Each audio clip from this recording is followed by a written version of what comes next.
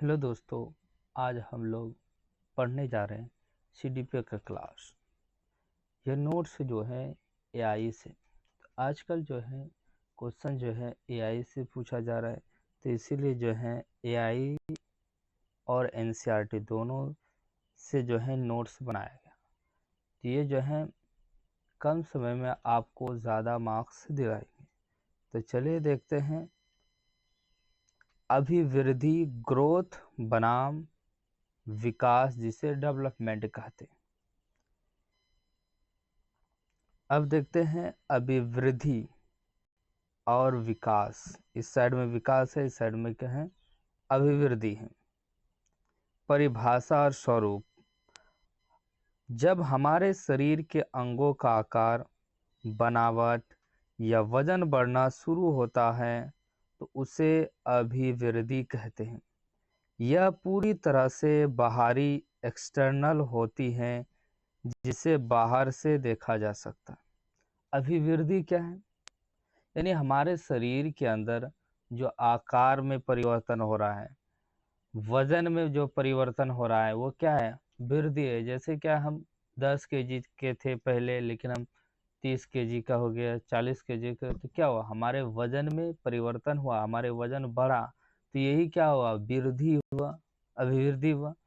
और जैसे कोई बच्चा था, बालक था, जब छोटा था उसका हाइट 2 फीट था, धीरे धीरे कुछ समय के बाद 4 फीट 5 फीट हो गया, तो वो क्या, उसके आकार में परिवर्तन हुआ। तो ये पूरे अंगों के आकार, बनावट या वजन बढ़ना शुरू होता है तो इसे अभिवृद्धि कहते हैं, ग्रोथ कहते हैं। और अभिवृद्धि जो है ये एक बाहरी है। कैसे कहेंगे बाहरी है? जैसे क्या है, हम देख रहे हैं ये बालक 2 साल पहले 3 फीट का था, अभी 4 फीट का हो रहा है, तो हम उसे बाहर से देख रहे हैं, इस बालक का हाइट बढ़ा। तो ये क्या है? जो चीज बाहर से देख रहे हो वो क्या, एक्सटर्नल है। अब देखते हैं विकास। जब हमारे मानसिक, सामाजिक, संज्ञानात्मक, भावना से जुड़ी, संज्ञानात्मक कॉग्निटिव डेवलपमेंट, वही भावना से जुड़ी, और बौद्धिक स्तर में मैच्योरिटी, परिपक्वता आने लगती है तो उसे विकास कहते हैं। विकास जो है ये आंतरिक और बाहरी दोनों होता है। पूछिएगा विकास कैसी प्रक्रिया है? ये आंतरिक और बाहरी दोनों प्रक्रिया है। जैसे क्या है था, विकास क्या है? जब आपके अंदर सामाजिक, यानी समाज के अंदर किस प्रकार, जब बालक होता है, बालक के अंदर ये सोच आ जाता है कि समाज के साथ कैसे रहकर, मिलजुल कर समाज के साथ रहते हैं, तो उसके अंदर क्या आ गया? सामाजिक विकास हो गया। संज्ञानात्मक विकास, जब बच्चे के अंतर्गत सोचने की क्षमता आ जाती है, वो सही समय पर सही डिसीजन ले लेते, तो क्या है? संज्ञानात्मक विकास हुआ। वो जो है सोचता है उस बारे में और सही निर्णय लेता है। और ये जो है पूछेगा विकास कैसी प्रक्रिया, एक आंतरिक और बाहरी दोनों है। वृद्धि पूछेगा तो बाहरी होगा केवल। आगे देखते हैं। यह जीवन नहीं चलती, यह जीवन भर नहीं चलती, बल्कि एक निश्चित समय, उम्र के बाद रुक जाती है। जैसे कि उम्र के बाद लंबाई या चौड़ाई बढ़ना थम जाता है, या किसी तय क्रम या सीक्वेंस में नहीं चलती। जैसे कभी अचानक लंबाई बढ़ती तो कभी वजन। ये कह रहा है वृद्धि जो है ये जीवन भर नहीं चलती है। अब कहेंगे कैसे जीवन भर नहीं जैसे कि हमारा हाइट, अभी हम 22 साल 24 साल 25 साल हो गए, तो हमारा हाइट बढ़ेगा? नहीं बढ़ेगा। तो ये क्या हुआ? हमारा वृद्धि रुक गया। एक निश्चित समय, एक उम्र के बाद हमारा वृद्धि क्या होगा? रुक जाएगा। तो वृद्धि जो है यह जीवन भर नहीं चलता है, कुछ समय के उम्र के बाद रुक जाता है। निश्चित उम्र, और यह उस उम्र के बाद लंबाई चौड़ाई बढ़ना बंद क्या होता है? थम जाता है।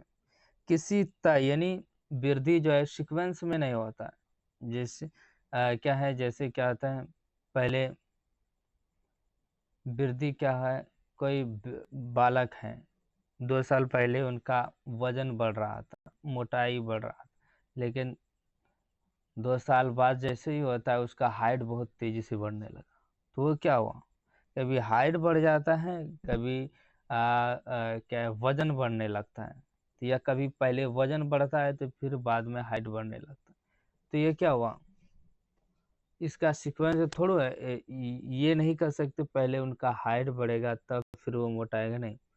कभी मोटा भी पहले मोटाएगा बाद में हाइट बढ़ेगा, या पहले हाइट बढ़ेगा बाद में मोटाएगा। तो ये सीक्वेंस में नहीं, क्रम में नहीं है। विकास विकास जो है जीवन भर, जन्म से लेकर मृत्यु तक लगातार चलते रहता है। विकास का एक निश्चित क्रम होता है।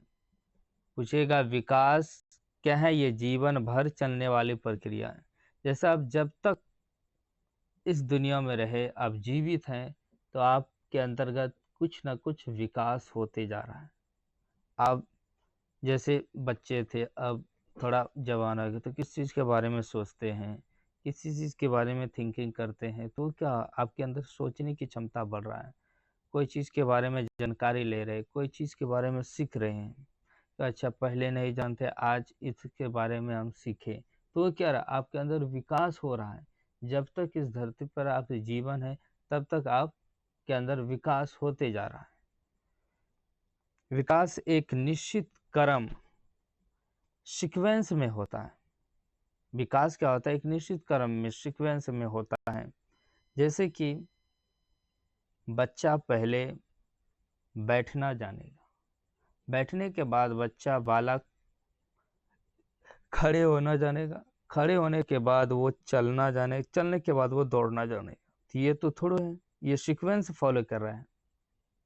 लेकिन ये आपने कभी देखा बालक कि पहले बैठने से पहले खड़े हो जाएगा बालक? नहीं, पहले ये सीक्वेंस में चलता है। विकास जो है ये क्रम में चलता है। पहले बैठेगा, बैठने के बाद अच्छी तरह बैठने जाने लगा, फिर उसके बाद खड़े होने के बाद वो चलना जानेगा। ये देखा आपने, बिना बैठे खड़े हो गए? नहीं, सीक्वेंस में फॉलो करता है। ये हमारी इच्छा और कोशिश पर भी निर्भर करता है। जैसे हम जितना चाहेंगे, मेहनत करेंगे, उतना ही हमारा मानसिक और सामाजिक विकास बेहतर होगा। विकास जो है अपने पर भी डिपेंड करता है। कोई व्यक्ति अब बहुत उसको चाहत कि हमको इसको सीखना है, तो वो व्यक्ति उस चीज़ को जल्दी से सीख लेते। जो व्यक्ति नहीं चाहते तो वो नहीं सीखता। आप मेहनत पर भी डिपेंड करता। मापन और प्रकृति वृद्धि, इसे सीधे मापा या तौला जा सकता है। वृद्धि को हम क्या करते हैं, सीधे माप या तौल सकते हैं। उदाहरण के लिए अपनी लंबाई या वजन को स्केल या मशीन से माप सकते हैं। जैसे हम अपने हाइट को माप रहे हैं, हम अपनी वजन को माप रहे हैं, तो क्या वृद्धि को हम माप सकते हैं।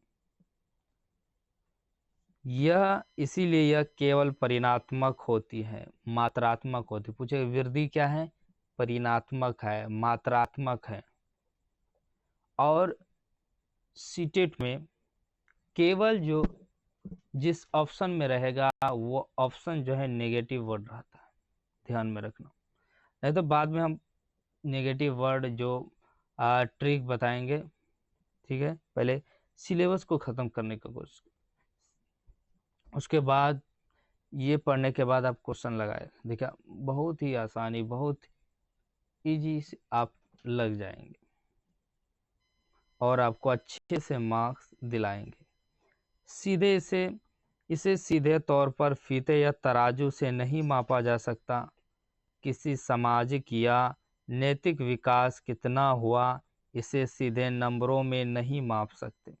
यानी विकास को हम सीधे माप नहीं सकते हैं कि जैसे क्या है, कोई बालक है, उसके अंतर्गत सोचने की क्षमता कितना हुआ, उसके अंदर कितना बुद्धि हुआ, आप ये सोच सकते हैं? नहीं सोच सकते। उसके अंतर्गत जो है आप अनुमान लगा से अच्छा इसको 20 केजी बुद्धि हुआ, नहीं, विकास को हम माप नहीं सकते हैं। इसे केवल महसूस करते हैं, अरे अच्छा ये लड़का देखो किस तरह बोला जा रहा है, ये लड़का, इसके अंदर बौद्धिक क्षमता का विकास हो रहा है, धीरे धीरे अच्छे से बौद्धिक क्षमता का विकास है, ये अनुमान लगा सकते हैं। इसीलिए परिणात्मक और गुणात्मक दोनों है। अगर क्वेश्चन में पूछ दिया है विकास कैसे परिणात्मक भी है और गुणात्मक भी है, ठीक है। आपसी संबंध, अभिवृद्धि से विकास हो भी सकता है और नहीं भी हो सकता। शरीर का आकार बढ़ने से जरूरी नहीं कि दिमाग भी बढ़ेगा, यानी कोई व्यक्ति का हाइट बढ़ रहा है तो ये जरूरी नहीं है कि उसका दिमाग भी बढ़ेगा। यदि कोई व्यक्ति बहुत मोटा हो रहा है तो उसकी शारीरिक वृद्धि हो रही है, लेकिन यह बिल्कुल ज़रूरी नहीं कि उसका IQ यानी मानसिक, उसके सोचने की क्षमता का विकास बढ़ रहा है। यानी कोई बालक है उसका हाइट बढ़ रहा है तो ये हम थोड़ा कह सकते कि उसका सोचने की क्षमता बढ़ रहा है।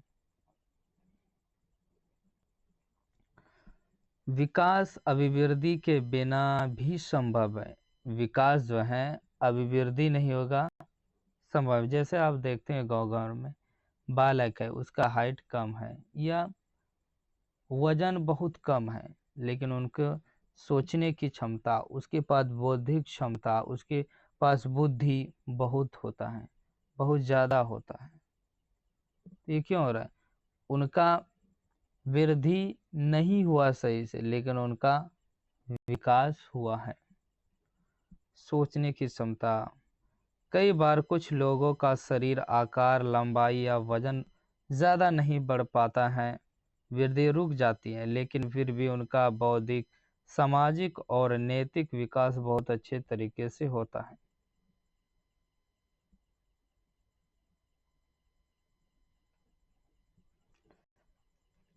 परिपक्वता, मैच्योरेशन क्या है?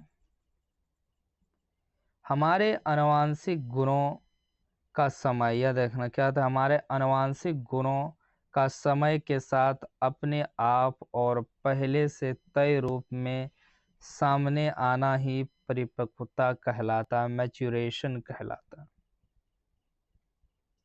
परिपक्वता क्या है? हमारे जो माता पिता से जो गुण मिले थे, परिपक्वता है, मैच्योरेशन है, आनुवंशिकता से संबंधित, यह पूरी तरह से हमारी हेरिडिटी, वंशानुक्रम से जुड़ी होती है। पूछेगा परिपक्वता वंशानुक्रम हेरिडिटी से जुड़ी होती है। उम्र के साथ जुड़ाव, जैसे जैसे बच्चा बड़ा होता जाता है, उम्र के साथ उसमें यह गुण परिपक्वता अपने आप आती जाती है। कहते नहीं, अरे बच्चा है अभी गाली दे रहा है, बड़े हो जाएगा तो समझदार हो जाएगा तो मैच्योरिटी आ जाएगा, गाली देना बंद कर देगा। अभी बच्चा है तो वही कर रहा है, उम्र के साथ जैसे जैसे बढ़ेगा उसके अंतर्गत मैच्योरिटी आ जाएगा।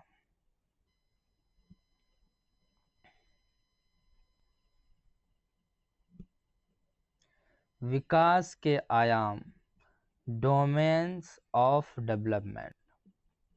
विकास एक बहुआयामी प्रक्रिया जिसे कई पहलू होते। पूछेगा विकास का आयाम कितना है? बहुआयामी। विकास एक आयामी है, दो आयामी है, तीन है, तो ये ऑप्शन में लगा देना बहुआयामी है। शारीरिक और गत्यात्मक विकास, फिजिकल मोटर डेवलपमेंट, यह शरीर की मांसपेशियों की क्षमता और उन पर नियंत्रण, कंट्रोल पाने से संबंधित है। गत्यात्मक विकास, मोटर स्किल के तहत बच्चों में चलने, मोटर स्किल के तहत बच्चों में किस तरह का विकास होता है? चलने, दौड़ने, कूदने और भोजन करने की आदि जैसी क्षमताओं का विकास होता है। इसे फिजिकल में, फिजिकल डेवलपमेंट आपके फिजिकल से रिलेट में जो वृद्धि होगा, फिजिकल विकास होगा। लेकिन गत्यात्मक विकास में बच्चे के अंतर्गत दौड़ने, गति में जो परिवर्तन होते हैं। जैसे बच्चा दौड़ने लगता है तो उसके गति में क्या हुआ, विकास हुआ। बच्चा खेलने लगता है तो उसके गति में ही विकास ना हुआ, तब ना उछलने लगा, कूदने लगा। इसे दो भागों में बांटा गया, यानी गत्यात्मक विकास को दो भागों में बांटा। एक होता है सूक्ष्म गत्यात्मक कौशल, जिसे फाइन मोटर स्किल बोला जाता है। क्या बोला जाता है? Fine motor skill. इसमें शरीर की छोटी मांसपेशियों का इस्तेमाल होता है। कितने प्रकार के मोटर स्किल हैं? दो प्रकार के, एक फाइन मोटर स्किल, एक ग्रोस मोटर स्किल। सूक्ष्म गत्यात्मक कौशल, ज़्यादातर याद रखना इंग्लिश वर्ड ही इस चीज़ रिलेटेड रखना, क्योंकि इंग्लिश वर्ड कभी कभी यहाँ पर सूक्ष्म गत्यात्मक कौशल ना देकर वहाँ पूछ लिया जाता है फाइन मोटर स्किल। तो मैं यही कहूँगा इंग्लिश वर्ड भी थोड़ा थोड़ा याद रखिए। तो फाइन मोटर स्किल, इसमें शरीर की छोटी मांसपेशियों का इस्तेमाल होता है। यानी हम जब कोई चीज़ कार्य करते हैं तो उसमें हम कम मांसपेशियों का यूज करते हैं, तो इसे फाइन मोटर स्किल कहते हैं। जैसे यहाँ बताया आपने, कलम से लिख रहे हैं तो आप 2-3 उंगलियों का, यही छोटे छोटे मांसपेशियों का यूज कर रहे हैं। तो ये क्या हुआ, जब हम छोटी मांसपेशियों का यूज करते हैं जिस कार्य करने में, वो हमारी फाइन मोटर स्किल हुआ।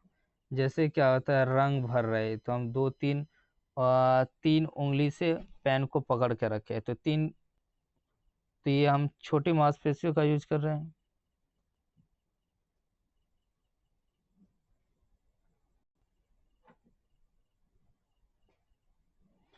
जैसे कैंची से काटना, तो हम भी छोटे मांसपेशियों का यूज कर रहे हैं। रोटी का टुकड़ा तोड़ना, यहाँ से कैसे क्वेश्चन आएगा, जैसे एक बालक है, वो पेन से कुछ चीज़ें लिख रहा है, तो उन्होंने जो पेन यूज कर रहे हैं तो वो कैसा मोटर स्किल है? तो हम कहेंगे पेन से जब लिख रहा है तो छोटे मांसपेशियों का यूज कर रहे हैं, तो कहेंगे ये फाइन मोटर स्किल के अंतर्गत आएगा। कोई बालक है, कैंची से पेपर को काट रहा है, तो यहाँ पर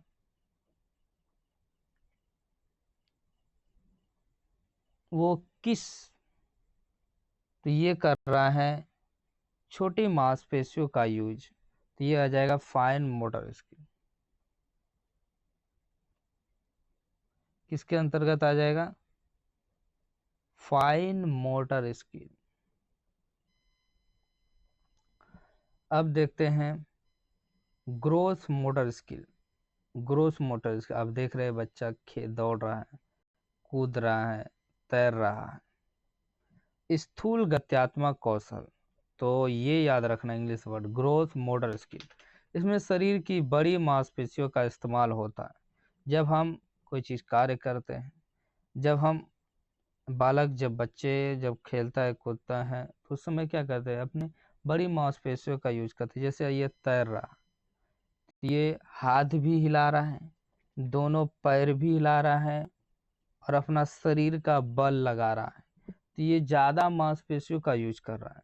तो जब ज़्यादा मांसपेशियों का यूज कर रहा है तो इसे ग्रोस मोटर स्किल कहते हैं। यहाँ से क्वेश्चन आएगा, एक बालक है, वो पानी में तैर रहा है, तो क्या वो फाइन मोटर स्किल होगा या ग्रोस मोटर स्किल? तो जब तैर रहा है तो ज़्यादा मांसपेशियों का यूज कर रहा है, तो ये हो जाएगा, ये जो हो जाएगा ग्रोस मोटर स्किल। जैसे कूदना, कूदते हैं तो हाथ का भी प्रयोग करते हैं ऊपर, ये भी पैर, ये पूरा शरीर वजन का यूज कर रहे हैं, तो ये क्या हुआ, ज़्यादा मांसपेशियों का यूज कर रहे हैं, तो ये आ जाएगा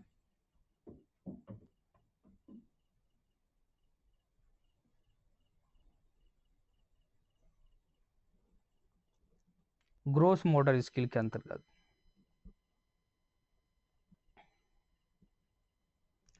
विकास के अन्य मुख्य आयाम, जैसे मानसिक संज्ञानात्मक विकास, सोचने समझने और बौद्धिक विकास।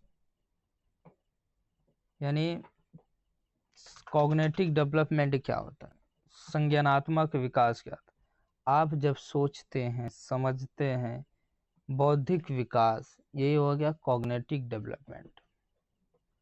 सामाजिक विकास यानी समाज के अंदर, जब बालक के अंदर समाज के प्रति किस प्रकार रहते हैं, समाज किस प्रकार खेलते हैं, यह गुण उसके अंदर आ जाता है, तो उसके अंदर क्या आता है, सामाजिक गुण आ गया।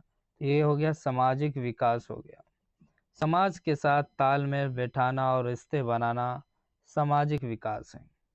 संज्ञानात्मक विकास, इमोशनल डेवलपमेंट, संवेगात्मक विकास, इमोशनल डेवलपमेंट, अपनी भावनाओं, गुस्सा, खुशी, डर को समझना और संभालना, यानी आपके अंतर्गत कहाँ गुस्सा करना चाहिए, कहाँ खुशी होना चाहिए, कहाँ दुखी होना चाहिए, इस चीज पर आपने नियंत्रण पा लिया तो आपके अंतर्गत क्या हुआ, इमोशनल डेवलपमेंट हुआ, संवेगात्मक विकास हुआ। क्या हुआ, संवेगात्मक विकास।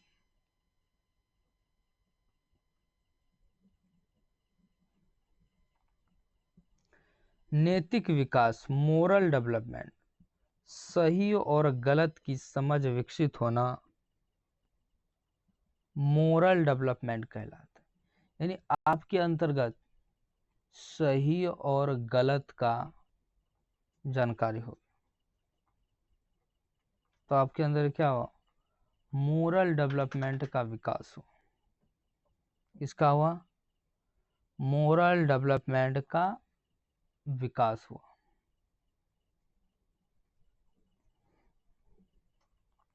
भाषा विकास, बातचीत करने और भाषा सीखने के अंदर आपके गुण आ जाता है तो भाषा का विकास, यानी भाषा में आपको ज़्यादा पकड़ आ गया, भाषा आप सीखने लगे, तो ये आप जैसे हिंदी जानते थे, अब अंग्रेजी, तो ये क्या हुआ, आपने भाषा सीख लिया अंग्रेजी, तो ये क्या हुआ, आपके अंदर भाषा का विकास हुआ।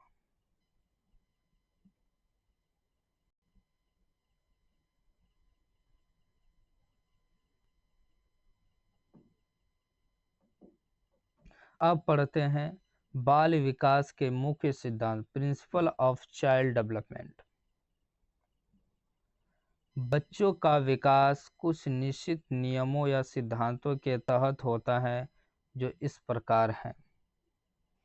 क्या बोला गया, बच्चों का विकास जो है कुछ निश्चित नियमों और सिद्धांतों के तहत होता है जो इस प्रकार हैं। अब देखते हैं विकास का जो है आयाम और उससे रिलेटेड। समान प्रतिमान का सिद्धांत, हर प्रजाति चाहे इंसान हो या जानवर अपने ही वर्ण के विकास के पैटर्न का पालन करती है। मनुष्य का बच्चा, याद रखना क्या है, मनुष्य का बच्चा मनुष्य की तरह विकसित होगा और हाथी का बच्चा हाथी की तरह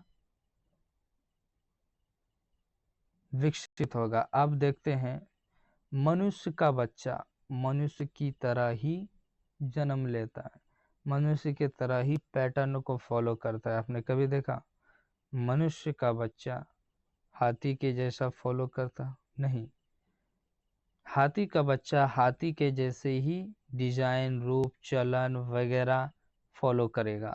वही हुआ विकास, समान प्रतिमान का सिद्धांत।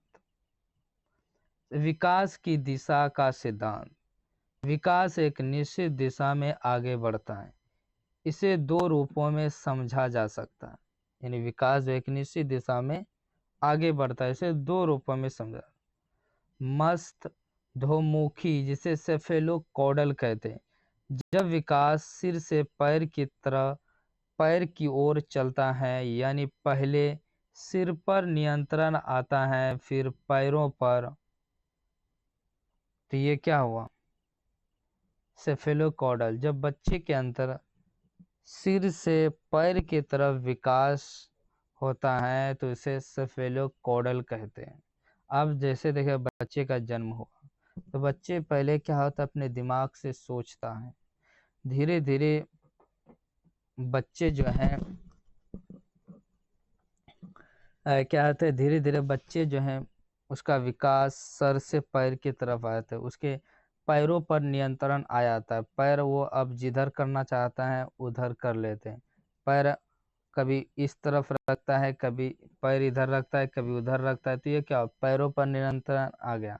पहले जब बच्चे का जन्म हुआ तो दिमाग पर कंट्रोल था, लेकिन अब धीरे धीरे दिमाग से ये मान लो दिमाग यहाँ से पैर की तरफ आ गया उसका कंट्रोल। तो ये क्या हुआ, उसका विकास जो है सिर से पैर की तरफ हो, इसे सेफेलोकॉडल कहेंगे। जब विकास बच्चे का विकास सर से पैर की तरफ होता है इसे सेफेलोकॉडल होता है। जब विकास सिर से पैर की तरफ चलता है, यानी पहले सिर पर नियंत्रण आता है फिर पैरों पर। समीप, दूर, भिमुख, प्रॉक्सिमो डिस्टल। जब विकास शरीर के केंद्र से शुरू होकर बाहर की ओर उंगलियों या छोरों की तरफ जाता है उसे प्रॉक्सिमो डिस्टल कहा जाता है। जैसे ये क्या मान लेते, ये बालक है, ये क्या है, बालक है, ये हुआ बालक, ये हाथ हुआ, मान लेते हैं। तो यहाँ से पहले भोजन को वो पचा रहे थे, केंद्र में ये क्या कर रहे थे, नियंत्रण कर रहे थे। भोजन वगैरह को जब ये इसके मुंह में कोई चीज़ डालें, दूध वगैरह, तो ये केंद्र से वो पचाना चालू किया, पेट से वहाँ पचेगा।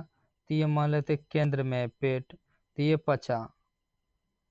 फिर कुछ समय के बाद, कुछ दिनों के बाद बालक जो है अपने हाथ से ही खाना खाने लगा।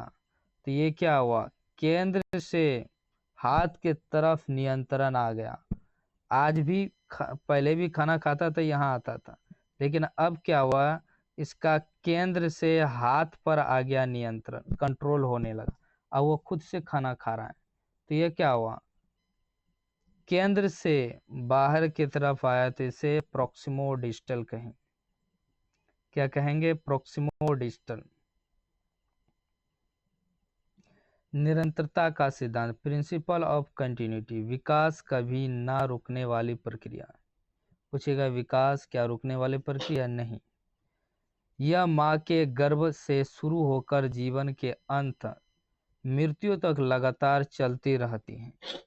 बस इसकी गति कभी धीमी होती है तो कभी तेज हो जाती है। विकास जो है लगातार चलते रहता है, लेकिन विकास जो है कभी किसी के अंदर ज़्यादा हो जाता है, कभी कम हो जाता है। जैसे कोई व्यक्ति था, बहुत दिनों से ये ना क्या हो रहा था, मोटा रहा था, बीमार था, तो उसके अंतर्गत है विकास तो हो रहा है लेकिन धीमा हो रहा है, लेकिन वही उनका तबीयत सही हो गया, अच्छे तंदुरुस्त हो गया, तो उसके अंदर क्या होगा, तेजी से विकास हो गया, उसके स्वस्थ हो गया, वो उसका शरीर बहुत अच्छा लगने लगेगा। जब वो बीमारी उससे खत्म हो जाएगा तो उसका विकास क्या हो जाएगा।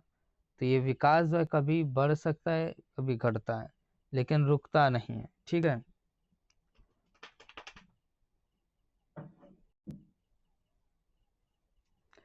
सामान्य से विशिष्ट क्रिया का सिद्धांत, principle of general to specific response. बच्चा पहले किसी भी चीज के लिए समान प्रतिक्रिया देता है, फिर धीरे धीरे विशिष्ट स्पेसिफिक क्रिया करना सीखता है। शुरुआत में बच्चा किसी चीज को पकड़ने के लिए पूरा शरीर या दोनों हाथ चलाता है, लेकिन बाद में सिर्फ उंगलियों का इस्तेमाल करता है। आप देखते हैं जब बच्चा फुटबॉल दे देते हैं, बॉल बड़ा बॉल मान तो फुटबॉल जैसा है, तो वो बच्चा जैसे आपका हाथ में देखेगा तो वो उछलने लगेगा, हाथ पर हिलाने लगेगा। वो नहीं कहेगा, एक हाथ से ऐसे नहीं मांगेगा बालक कि मुझे एक हाथ से एक हाथ बढ़ा दिया कि मुझे दो, नहीं, वो दोनों हाथ देखना ऊपर कूदने लगेगा, एक हलचल की तरह, डांस की तरह वो उछलने लगेगा, हाथ पर हिलाने लगेगा, मुझे दो मुझे दो। वो क्या हो रहा, ये जो बच्चा जो है समान प्रतिक्रिया कर रहा है, फिर वही कुछ समय के बाद बच्चे के बालक के अंतर्गत समझदारी आ जाता है, तो वो बड़ा हो जाता है। तो बच्चे अगर बॉल को मांगते हैं तो एक हाथ फैला कर मांगते हैं, मुझे वो बॉल दे दीजिए। लेकिन जब शुरुआत में क्या होता है, बच्चे हाथ पैर उछलने उछालने लगते हैं, मुझे दो मुझे दो मुझे दो। तो वही बात, सामान्य से विशिष्ट की धीरे धीरे, जैसे शुरुआत में बच्चा किसी चीज़ को पकड़ने के लिए पूरा, यानी जब बच्चा को आप बॉल दे देगा तो पूरा बाहों में लपेट लेगा फुटबॉल को। लेकिन वही कुछ समय के बाद वो बच्चा क्या हो जाएगा, अपने दोनों हाथ से पकड़ेगा सिर्फ। पूर्वानुमान का सिद्धांत, प्रिंसिपल ऑफ प्रेडिक्टिबिलिटी, विकास के पहले से अनुमान लगाया जा सकता है। विकास का जो है पहले से अनुमान लगाया जा सकता है। हम बच्चे की मौजूदा स्थिति को देखकर अंदाज़ा लगा सकते हैं कि आगे उसका विकास किस दिशा और कैसा होगा। यानी नहीं कहता है बच्चे का अनुमान, अरे ये बच्चा इस तरह है, ये बच्चा आगे चलकर डॉक्टर बनेगा, इंजीनियर बने, अनुमान लगा सकते। पूर्व अनुमान का सिद्धांत, एकीकरण का सिद्धांत देखते हैं। बच्चे में अलग अलग अंगों का एक साथ मिलकर काम करने की क्षमता आती है। जैसे किसी चीज को पकड़ने के लिए पहले पूरे हाथ को, फिर उंगलियों और अंत में हाथ और उंगलियों को एक साथ एकीकृत चलाना सीखता है। एकीकरण का सिद्धांत, बच्चे पहले क्या करते हैं, यानी एक साथ कई कामों को करते हैं। देखना बच्चे क्या करेगा, कुछ चीज खा भी रहे हैं और फिर पानी भी पी रहे हो, मुंह में उसके अनाज है बच्चे के अंदर, लेकिन वो फिर भी पानी पी रहा। हम लोग क्या करते हैं, पहले मुंह से अनाजों को अंदर डाल देते तब फिर पानी पीते अगर पानी की जरूरत। लेकिन बच्चे क्या करें, मुंह में भोजन वगैरह है तभी वो पानी पी रहा है। तो ये क्या कर रहा है, बच्चे के अंदर एक साथ दो कार्य कर रहे, खा भी रहे पानी पी रहे। व्यक्तिगत विभिन्नता का सिद्धांत, प्रिंसिपल ऑफ इंडिविजुअल डिफरेंस, हर बच्चे के विकास की रफ्तार अलग अलग होती है। किसी में पहले तेज होती है तो किसी में धीमी। विभिन्नता आनुवंशिकता, हेरिडिटी, पर्यावरण के आपसी तालमेल की वजह से होता है। इसी कारण बच्चों के वृद्धि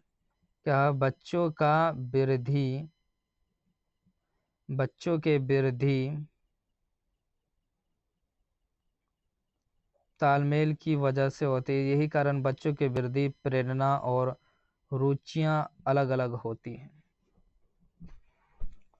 हर बच्चा का जो विकास होता है वो अलग अलग है। कोई बच्चा पहले मोटा है, बाद में वो पतला हो जाता है, या कोई बच्चा बालक जो है कोई बच्चा पहले पतला था अभी मोटा हो गया।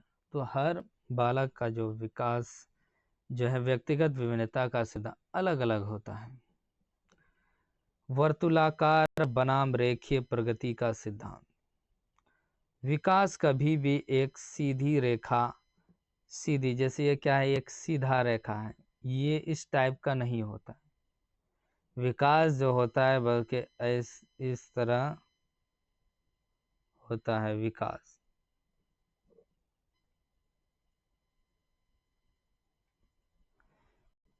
विकास कभी भी एक सीधी रेखा में नहीं चलता, यह वर्तुलाकार स्पाइरल होता है। पूछेगा विकास सीधी रेखा में चलता नहीं, स्पाइरल चलता, हाँ वर्तुलाकार चलता है। यानी विकास आगे बढ़ता है, फिर अपनी स्थिति को मजबूत करने के लिए पीछे मुड़ता, ठहराव होता और फिर आगे बढ़ता।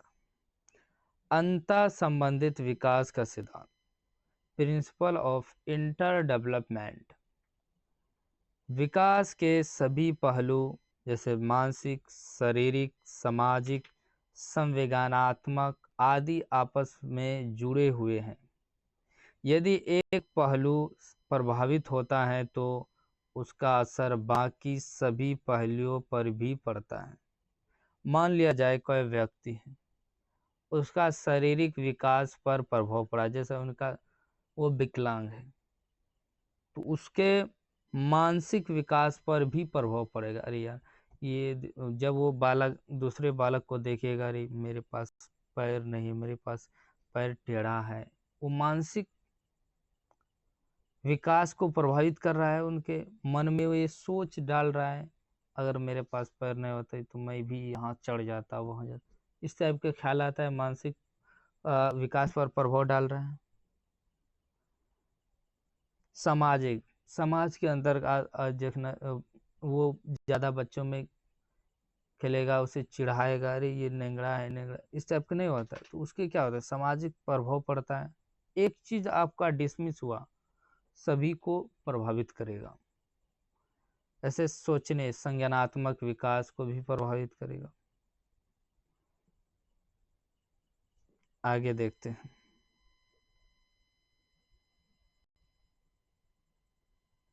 अब हम क्या पढ़ेंगे, स्टेज ऑफ चाइल्ड डेवलपमेंट, बाल विकास की अवस्थाएं, बच्चे की जो अवस्था होती है, जैसे पूर्व अवस्था, जैसे प्री नेटल स्टेज कहा जाता है। प्री नेटल स्टेज में 9 महीने या 280 दिन का जो बालक होता है, उसे हम प्री नेटल स्टेज कहते हैं। यह अवस्था गर्भधारण से शुरू होकर बच्चे के जन्म लेने तक चलती है। पूछेगा प्री नेटल स्टेज कहाँ से कहाँ तक है? जब बच्चा का गर्भधारण होता है, वहां से शुरू होकर जब बच्चे का जन्म तक। शैशव अवस्था, इन्फेंसी स्टेज, जब बच्चे का जन्म और उसे 2 वर्ष तक को हम इन्फेंसी स्टेज कहेंगे, शैशव अवस्था कहेंगे। ये आप देख रहे हैं बच्चे, इस उम्र में शिशु पूरी तरह से अपने माता पिता या परिवार पर निर्भर कर रहा था। जब बच्चा देखना जन्म लिया, 5 महीना, 3 महीना या 2 वर्षों तक देखना, बच्चे मम्मी मुझे ये दो खाना, तो क्या करेगा? अपने माता या परिवार पर निर्भर करता। पानी मांगे तो माँ से मांगेगा, माता से मांगेगा, उनके जो लगते रिश्ता उनसे मांगेगा। ठीक है, ये परिवार पर निर्भर करता है। उसका व्यवहार मूल प्रकृतियों पर आधारित होता है। उनका व्यवहार जो है मूल प्रकृतियों पर आधारित होता है। यह अवस्था बच्चे में तीव्र शारीरिक, मानसिक और अधिगम की गति के लिए जानी जाती है।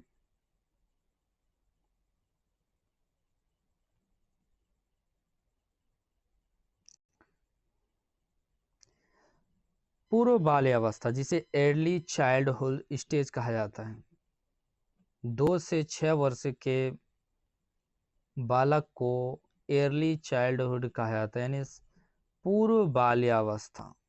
बाल्यावस्था 2 होता है, एक पूर्व बाल्यावस्था जो 2 से 6 वर्ष के बीच। अब देखते हैं, नकल करके सीखना, इस उम्र में बच्चे दूसरों को देखकर या अनुकरण करके तेजी से सीखते हैं।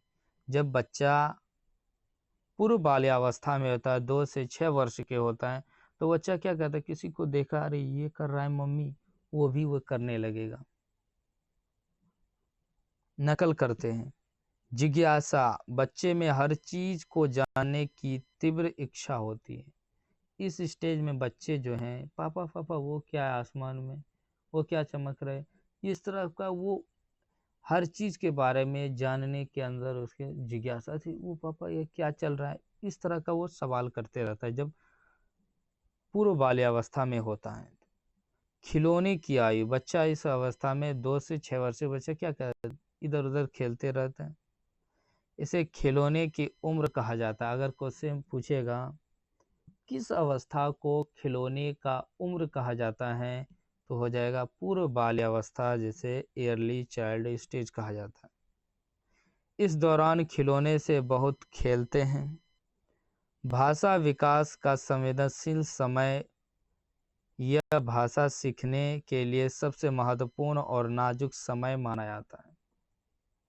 पूर्व बाल्यावस्था जो 2 से 6 वर्ष तक होता है, इसमें बच्चे का जो है भाषा का विकास बहुत तेजी से होता है। जब बच्चा छोटा है, 2 वर्ष से हुआ, उसे कहीं किसी जगह पर छोड़ दीजिए, 1-2 साल में वो उस क्षेत्र की भाषा सीख ले। अमेरिका में चले जाए, उनके माता पिता अंग्रेज, तो वहाँ के वो भाषा सीख लेता है।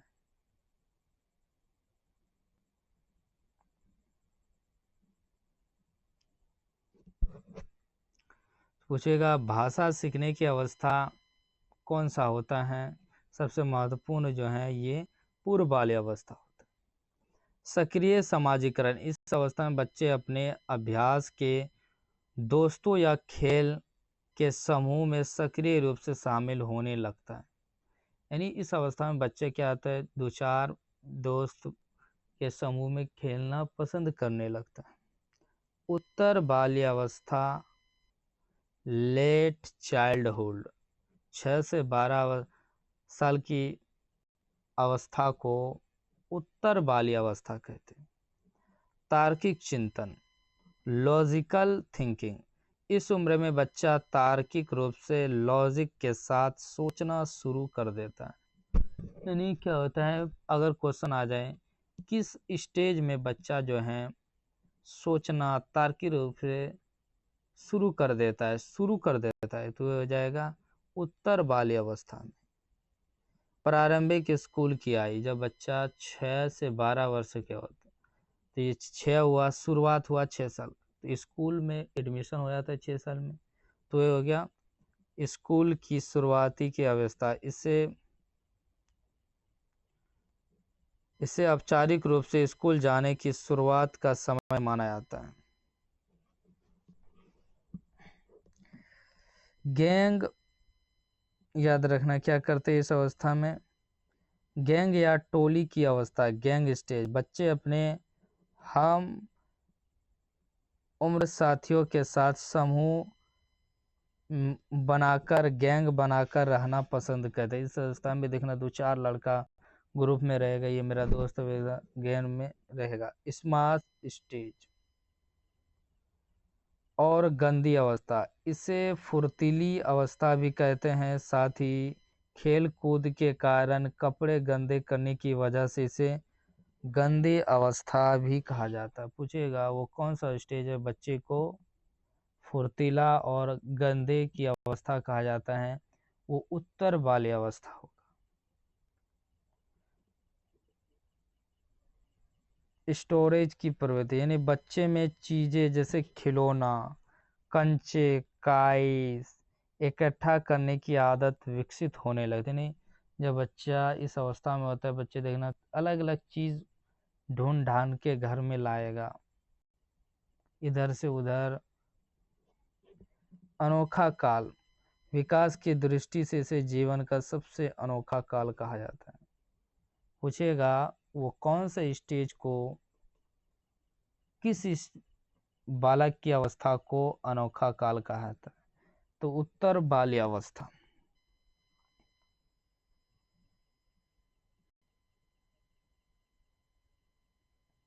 अब देखते हैं किशोरावस्था, एडोलेसेंस, 12 से लेकर 18 वर्ष तक के आयु को एडोलेसेंस, किशोरावस्था कहते हैं। तनाव और तूफान की अवस्था, इसे जीवन का सबसे कठिन और संघर्ष, तनाव विरोध का काल माना जाता है। जब बच्चे इस अवस्था में होता है तो इसमें तनाव रहता है, जीवन का सबसे कठिन अवस्था होता है। सोचता है कि हम अपने आप अपने पैरों पर खड़ा हो, सोचने लगता है, ज़्यादा टेंशन इसमें रहता है। ये थोड़ा बच्चा है, बच्चा को तो रहते, अब बड़े हो गए तो ये सोचने लगता है कि हम मम्मी पापा को ये करके दिखाना, वो करके दिखाना, तो इस तरह की टेंशन उन्हें होने लगता है। पहचान का संकट, बच्चे में खुद की पहचान बनाने, अपनी भूमिका को लेकर उलझन होती है। यानी बच्चे इस अवस्था में जो है, किशोरावस्था में, वो अपने पहचान बनाने के लेकर ये क्या कहते हैं, सोच में रहते हैं। जैसे क्या कहते हैं, हम गांव में हमको हमारा पहचान हो, ये करेंगे तो लोग हमें पहचानेगा, ये करेंगे, इस तरह के लेके बातों को वो चिंतित में रहते हैं।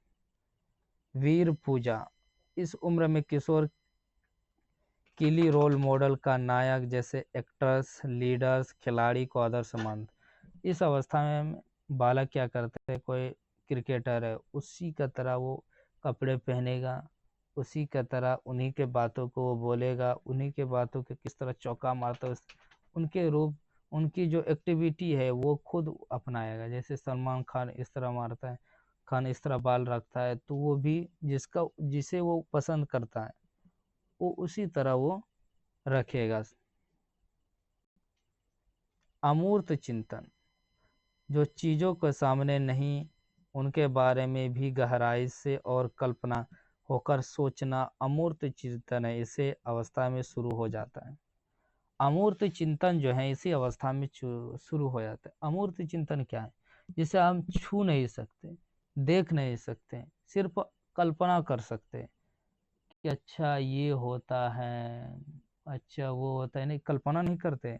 आप समझ रहे भावनाओं को, कल्पना जो करते हैं, अरे ये हो जाता मेरे साथ तो मैं ये बन जाती, ये कल्पना कर रहे हैं आप, तो वही क्या हुआ, अमूर्त चिंतन। जो चीज़ हम छू नहीं सकते, देख नहीं सकते, उनकी हम कल्पना कर रहे हैं, तो ये क्या अमूर्त चिंतन हुआ। उनके बारे में गहराई से कल्पना सोचना अमूर्त चिंतन। सुनहरा अवस्था, गोल्डन एज, इसे जीवन का सबसे खूबसूरत या बसंत काल भी कहा जाता है। क्या कहता है, खूबसूरत, और इसे बसंत काल भी कहा जाता है।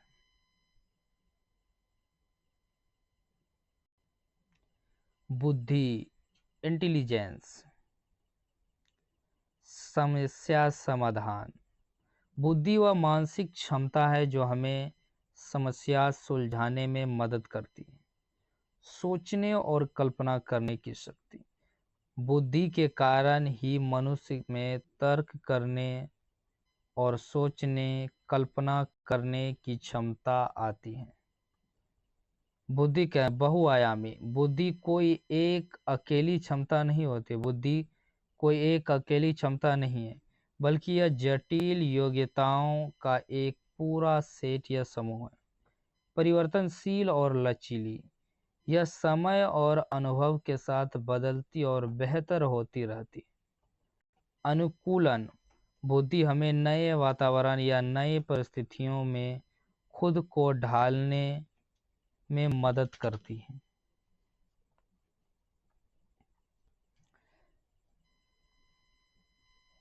अब देखते हैं बुद्धि का प्रकार। बुद्धि के प्रकार, थॉर्नडाइक के अनुसार बुद्धि मुख्य रूप से 3 प्रकार, किसके अनुसार, थॉर्नडाइक। मूर्त बुद्धि, कॉन्क्रीट इंटेलिजेंट, जो चीज हमारे सामने साक्षात यानी ठोस के रूप में है, मौजूद होता है, उन्हें देखकर काम करने की क्षमता मूर्त बुद्धि कहलाती है। उदाहरण, मैकेनिक, कारीगर आदि इस बुद्धि का इस्तेमाल करते, जैसे मैकेनिक हथौड़ा को आप पकड़ के कार्य कर रहे हैं, उसे छू रहे हैं, उसे देख रहे हैं, तो ये क्या मूर्त बुद्धि का इस्तेमाल कर रहे हैं। मूर्त चीजें हुआ ये। अमूर्त बुद्धि, जिसे आप देख नहीं सकते, उनके बारे में सोच रहे हैं, उनके में क्या है दिमाग लगा रहे थे। क्या अमूर्त बुद्धि, जो चीजें हमें दिखाई नहीं देती बल्कि भावनाओं, शब्दों, प्रतीकों और विचारों से संबंधित होती हैं। क्या होती हैं,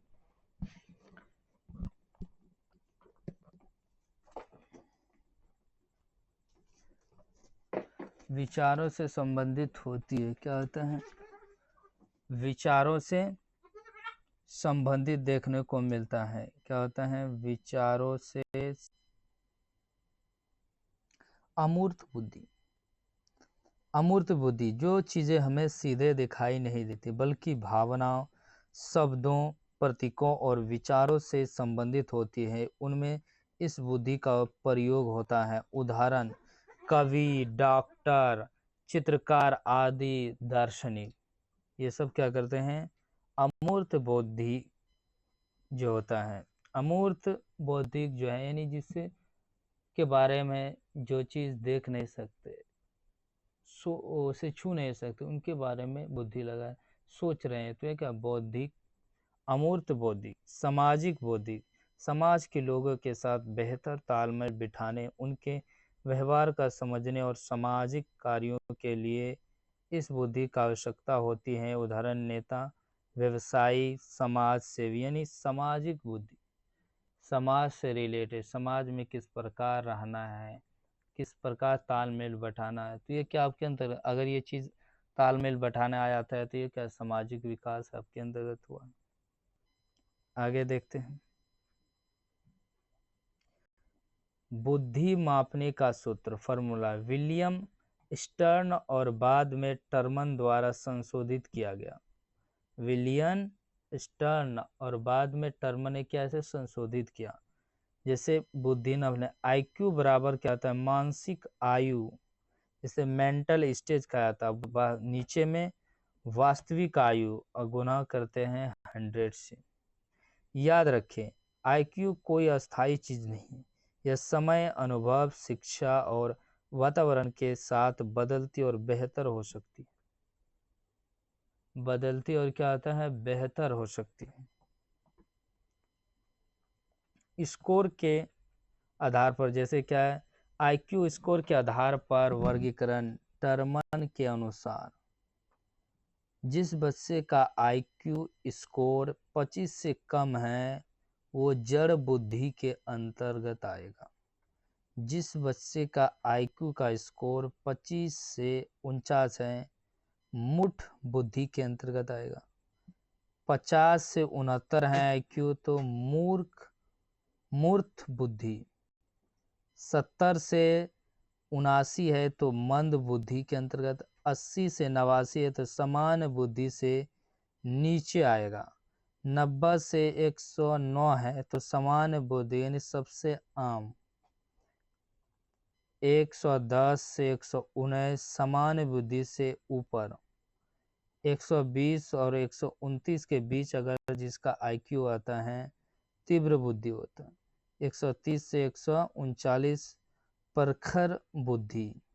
140 या अधिक प्रतिभाशाली गिफ्टेड स्टूडेंट होता है। 140 से ऊपर। अब देखते हैं प्रतिभाशाली बच्चे की विशेषता क्या है।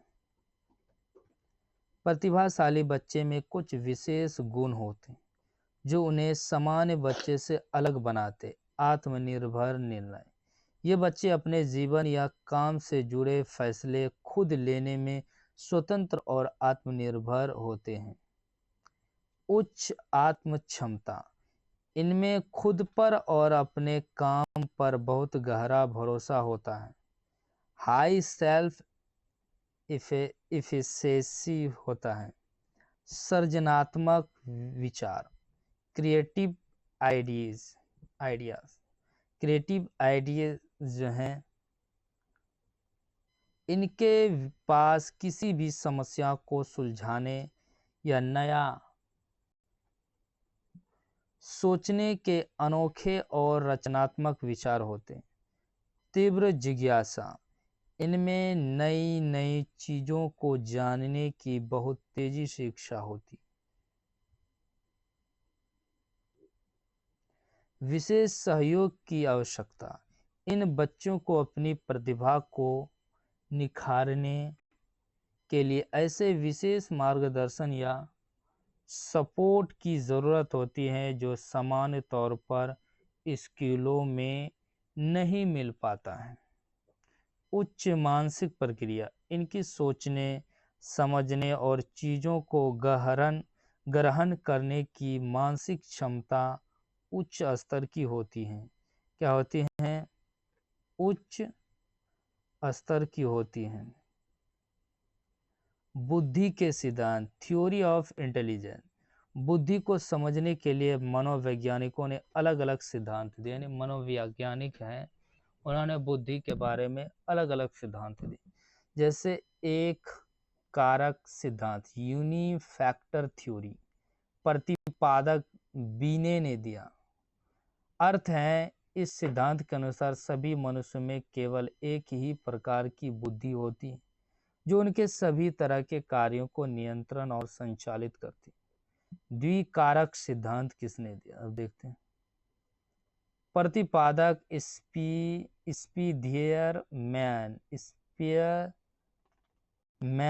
स्पीयरमैन। अर्थ, इन्होंने माना कि बुद्धि दो तत्व या कारकों से मिलकर बनी। सामान्य तत्व F G factor, general ability. यह बुद्धि हर इंसान में जन्मजात होती है और सभी तरह के मानसिक कार्यों में समान रूप से काम आती है। विशिष्ट तत्व एस फैक्टर,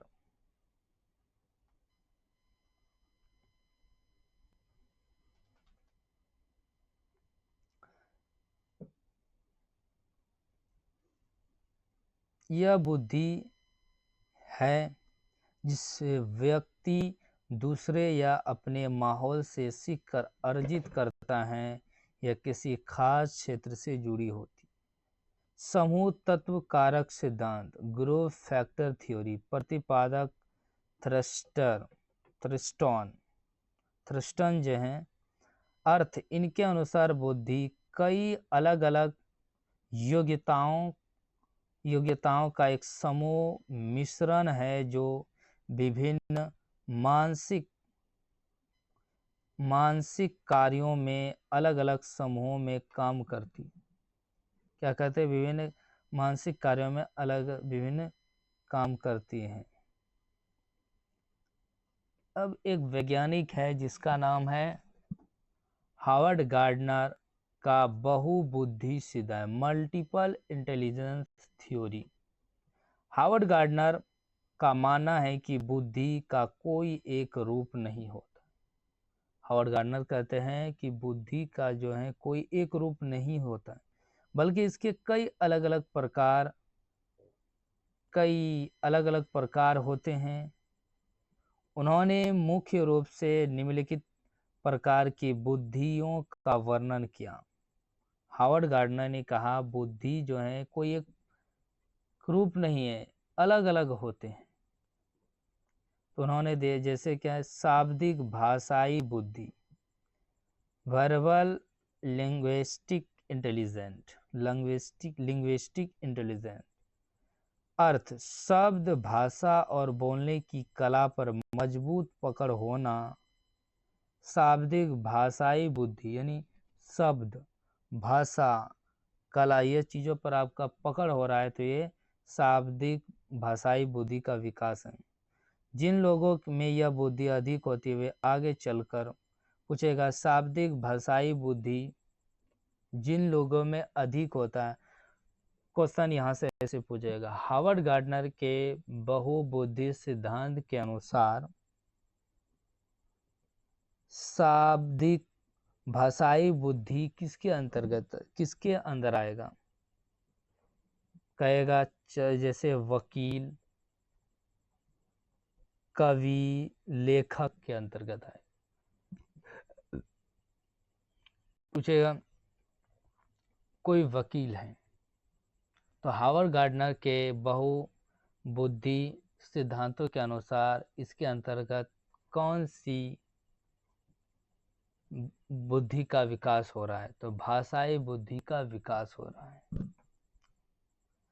कवि हो गया, वकील हो गया, लेखक। तार्किक गणितीय बुद्धि लॉजिकल मैथमेटिकल इंटेलिजेंस, तर्क करने, गणना करने और समस्या को लॉजिक से सुलझाने की क्षमता। उदाहरण, ऐसे लोग अकाउंटेंट, बैंकर या वैज्ञानिक साइंटिस्ट बनते हैं। तार्किक गणितीय बुद्धि जिसके अंतर्गत होता है वो क्या बनता है? बैंकर बनते हैं, बैंक में कैलकुलेटर से रिलेटेड काम होता है। साइंटिस्ट बनते हैं,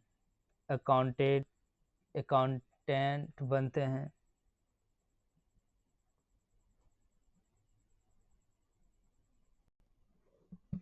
अकाउंटेंट, बैंकर, वैज्ञानिक बनते हैं।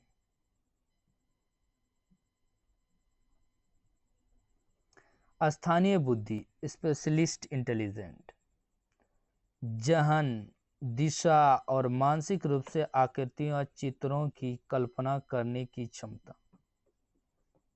इस बुद्धि वाले लोग मूर्तिकार, चित्रकार या आर्किटेक्ट बनते हैं। स्थानीय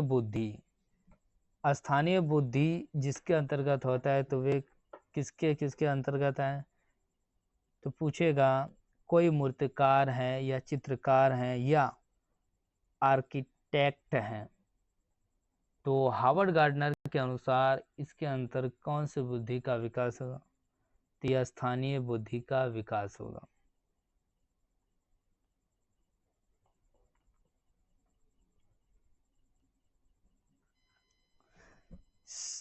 शारीरिक गति बुद्धि, अपने शरीर या शारीरिक अंगों को गति देने, उन पर बेहतरीन नियंत्रण रखने की क्षमता। ऐसे लोग अभिनेता, अभिनेत्री, एथलीट, खिलाड़ी, डांसर आदि बनते हैं। पूछेगा कोई खिलाड़ी हैं या एथलीट हैं, अभिनेत्री हैं, तो हावर्ड गार्डनर के अनुसार उसके अंतर्गत कौन सा बौद्धिक विकास हो, शारीरिक गति बौद्धिक विकास होगा। उसके अंतर्गत कौन सा, शारीरिक गति बौद्धिक विकास। संगीत, याद रखें, संगीतात्मक बुद्धि, अर्थ संगीत, धुन, सुर, ताल को समझने और बनाने की क्षमता। इसे प्रेरणा के लोग गायक, सिंगर, संगीतकार बनते हैं।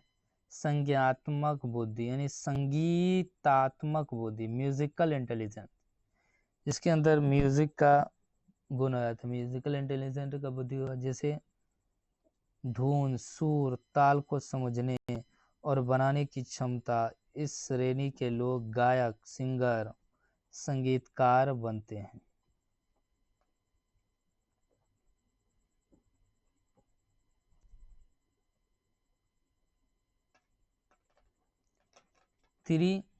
याद रखना क्या आता है,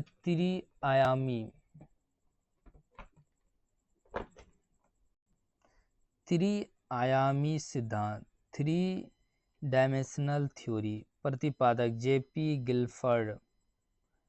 अन्य नाम इसे बौद्धिक संरचना सिद्धांत, स्ट्रक्चर ऑफ इंटेलिजेंस भी कहा जाता है। अर्थ इसके अनुसार हमारी मानसिक योग्यताएं मुख्य रूप से 3 आयामों से मिलकर बनी हैं: विषय वस्तु, संक्रियाएं, प्रक्रिया, उत्पाद परिणाम। उत्पाद आएगा, परिणाम।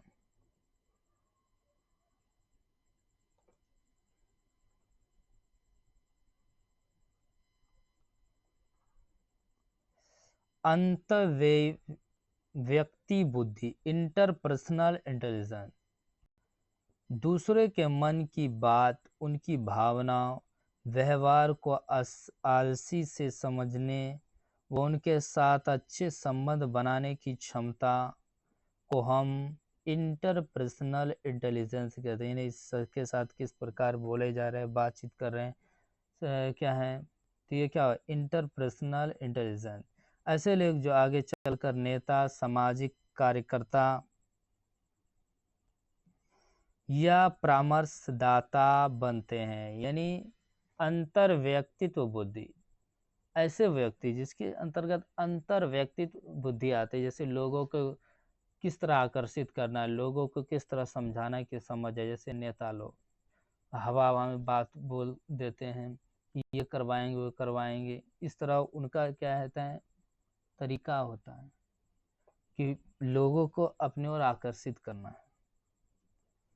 ऐसे बुद्धि जिसके अंतर्गत आया तो वो क्या आगे चलकर नेता बनते हैं, सामाजिक कार्यकर्ता बनते, परामर्शदाता बनते। अंतर व्यक्तित्व बुद्धि, इंटरपर्सनल खुद के विचारों, अपनी भावनाओं, इच्छाओं और आंतरिक स्वभाव को गहराई से समझने की क्षमता। उदाहरण, ऐसे लोग आध्यात्मिक गुरु या संत बनते हैं। खुद के विचार, अपनी भावनाओं, इच्छाओं और आंतरिक स्वभाव को गहराई से समझने की क्षमता। ऐसे लोग आध्यात्मिक गुरु या संत बनते। प्रकृतिवादी बुद्धि, नेचुरलिस्टिक इंटेलिजेंट। अर्थ, प्रकृति, पेड़ पौधे, जीव जंतुओं और पर्यावरण से गहरा जुड़ाव रखने की क्षमता। उदाहरण, ऐसे लोग किसान या पर्यावरण वैज्ञानिक बनते हैं। अस्तित्ववादी बुद्धि, एग्जिस्टेंशियल इंटेलिजेंट। जीवन, मृत्यु और इस दुनिया के छिपे हुए रहस्यों जैसे गंभीर विषयों पर गहराई से सोचने की क्षमता। ऐसे लोग साधु, संत या दार्शनिक।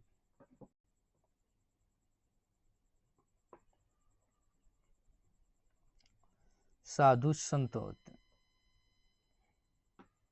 इस सिद्धांत की आलोचना। गार्डनर के इस बहुबुद्धि सिद्धांत को पूरी तरह से प्रामाणिक नहीं माना जाता है, क्योंकि हमें बुद्धि के अलग अलग प्रकारों को मापने के लिए कोई ठोस या अलग से टेस्ट ब्रांड इंटेलिजेंस उपलब्ध नहीं है। क्या है ब्रांड?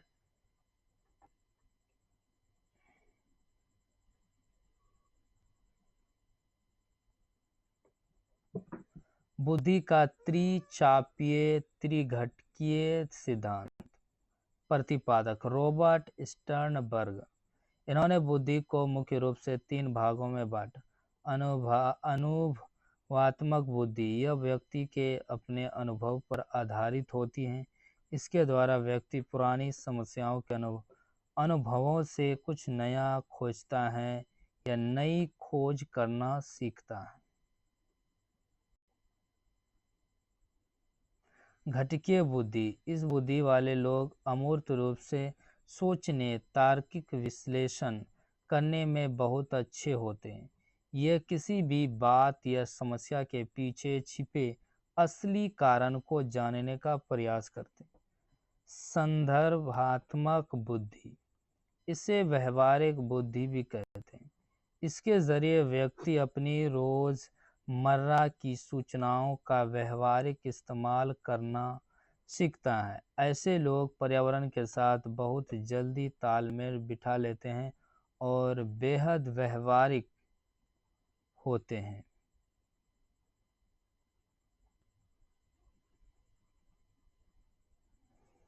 अधिगम, लर्निंग या सीखना। अधिगम यानी सीखना। अधिगम जन्म से लेकर मृत्यु तक लगातार चलने वाली एक प्रक्रिया है।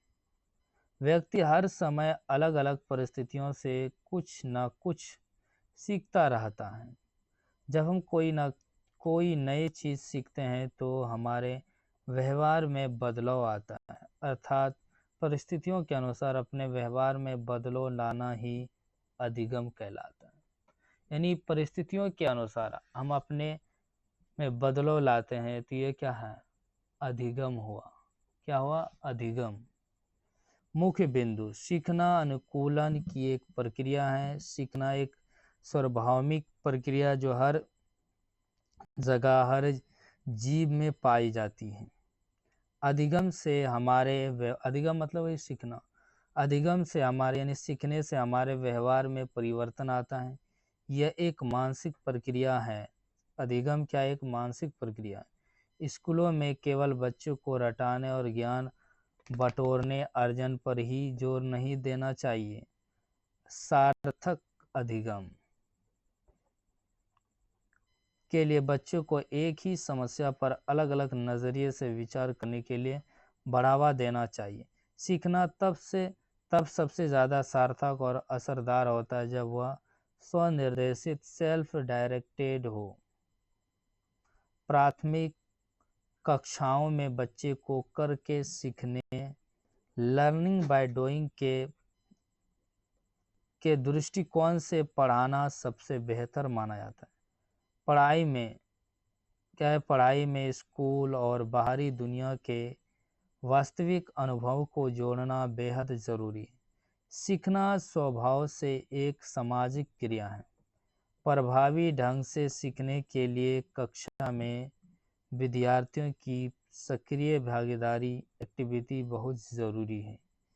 गहरे और अर्थपूर्ण अधिगम के अंतर्गत किसी चीज़ का विश्लेषण, आलोचनात्मक सोच और समस्या समाधान की प्रक्रिया शामिल होती है।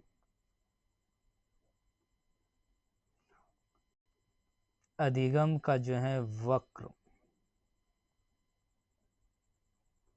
अधिगम वक्र जब हम सीखने की मात्रा, रफ्तार, समय, उन्नति को एक ग्राफ के माध्यम से दिखाते हैं तो उसे अधिगम वक्र कहते हैं। इसे पता चलता है कि सीखने की गति कब कम, ज़्यादा, शून्य हुई है। इसके 4 मुख्य कारण हैं, जैसे सरल रेखीय वक्र, स्ट्रेट लाइन कर्व। इसमें सीखने की गति हमेशा एक समान घटती बढ़ती नहीं रहती है। उन्नतोदर वक्र, कॉनकेव एलिवेशन कर्व। समय, इसमें सीखने की गति शुरुआत में बहुत तेजी होती है, लेकिन जैसे जैसे बीतता और व्यक्ति उन्नति के बिंदु पर पहुंचता है, सीखने की रफ्तार धीमी हो जाती है। जैसे पहले पूरा तेजी से बढ़ता है, यहाँ तक आया, यहाँ तक आने के बाद ये घटने लगा। नतोदर अधिगम वक्र, इसी को बोला था नतोदर अधिगम वक्र।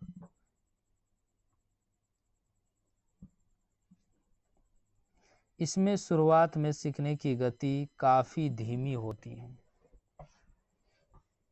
लेकिन धीरे धीरे अभ्यास के साथ सीखने की रफ्तार तेज होने लगती है और ग्राफ ऊपर की ओर बढ़ता है।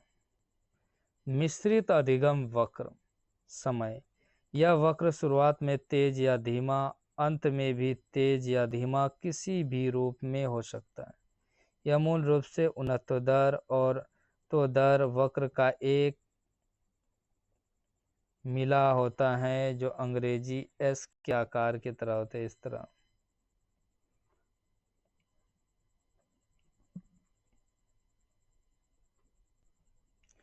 अधिगम पठार, लर्निंग प्लेटी, जब सीखने की गति पूरी तरह से रुक जाती है, अर्थात अभ्यास करने के बाद भी ना तो कोई सुधार होती है और ना ही कोई गिरावट बनती है, तो उस स्थिति में अधिगम का पठार कहते हैं। इस अवस्था में सीखने की प्रगति बिल्कुल शून्य हो जाती है। क्या होता है, सीखने की प्रगति जो है वो शून्य हो जाती है। तो इसलिए जो है 1 घंटे से ज़्यादा क्लास हो गया है, तो नेक्स्ट डे, अगले दिन हम यहाँ से क्लास स्टार्ट करेंगे। ठीक है, अब क्लास को बंद कर